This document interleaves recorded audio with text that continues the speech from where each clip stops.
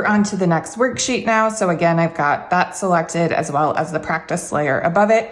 Q is going to feel very familiar after doing the O. It's very similar, but we're adding a fun little tail at the bottom. So stroke 1, we're gonna start here, heavy, light, heavy, light, and then I turn my page to get this light, heavy, light detail. Light, heavy, light. And then the Q is 2 strokes. We've got our oval. So at 1 o'clock, light, heavy, light. And then I'll come down with heavy and around to light.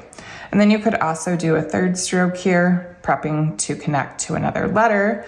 Or you could do light, heavy, light, a stroke that kind of comes around like that. Lots of different things, again, you can start to add as you work with it.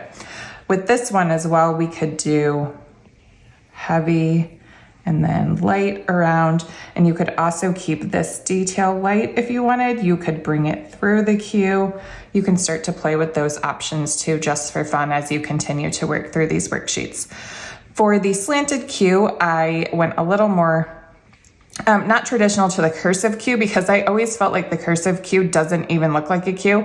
I don't even know if I can remember how to draw it. It's something like this. It's really kind of strange.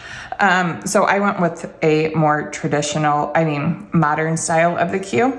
So you're gonna start again at 1 o'clock for your oval shape. Light, heavy, light. And then for this, I just go light, heavy, light to add the tail. And I did that here, not realizing I totally have it right here. So light, heavy, light, and then heavy, and then down and around with light to add that swishy tail.